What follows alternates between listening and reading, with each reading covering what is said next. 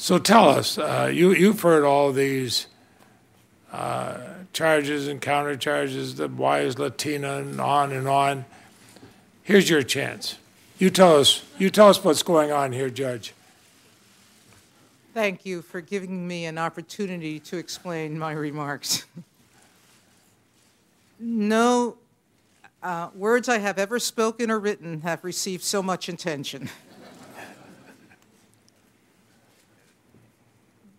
I gave a variant of my speech to a variety of different groups, most often to groups of women lawyers or to groups, most particularly, of young Latino lawyers and students.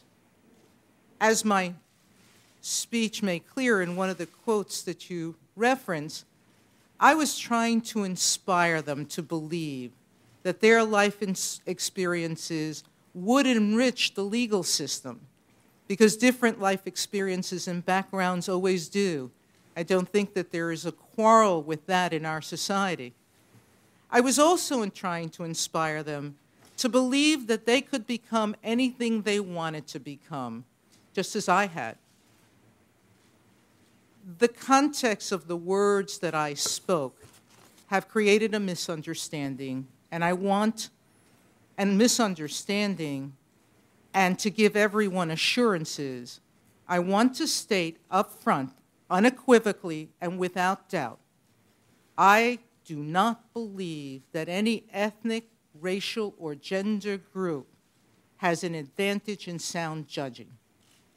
I do believe that every person has an equal opportunity to be a good and wise judge regardless of their background or life experiences.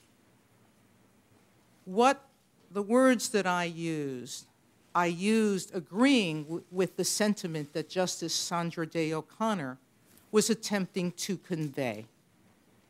I understood that sentiment to be what I just spoke about, which is that both men and women were equally capable of being wise and fair judges. You deal with the famous quote of Justice O'Connor in which she says a wise old man should reach the same decision as a wise old woman, and you push back from that. You say you don't think that's necessarily accurate, and you doubt the ability to be objective in your analysis. And so how can you reconcile your speeches which repeatedly assert that impartiality is a mere aspiration which may not be possible in all or even most cases, with your oath that you've taken twice, which requires impartiality? My friend Judge Cedarbaum is here this afternoon, and we are good friends, and I believe that we both approach judging in the same way, which is looking at the facts of each individual case and applying the law to those facts. I also, as I explained, was using a rhetorical flourish that fell flat. I knew that Justice O'Connor couldn't have meant that if judges reached different conclusions, legal conclusions, that one of them wasn't wise. That couldn't have been her meaning, because reasonable judges disagree on legal conclusions in some cases. So I was trying to play on her words. My play fell flat. It was bad, because it left an impression that I believed that life experiences commanded a result in a case, but that's clearly not what I do as a judge. It's clearly not what I intended.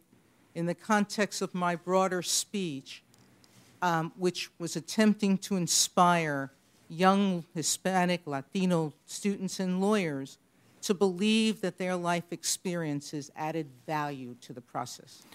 I would hope that a wise Latino woman with the richness of her experience would more often than not reach a better conclusion than a white male. And the only reason I keep talking about this is that I'm in politics. And you got to watch what you say because, one, you don't want to offend people you're trying to represent. But do you understand, ma'am, that if I had said anything like that, and my reasoning was that I'm trying to inspire somebody, they would have had my head. Do you understand that? I do understand how those words could be taken that way, particularly if read in isolation. Well, I don't know how else you could take that. If Lindsey Graham said that I will make a better senator than X because of my experience as a Caucasian male, makes me better able to represent the people of South Carolina, and my opponent was a minority, it would make national news, and it should. Having said that, I am not going to judge you by that one statement.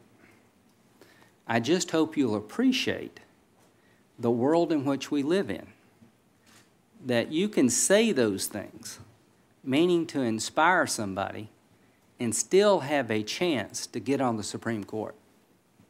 Others could not remotely come close to that statement and survive.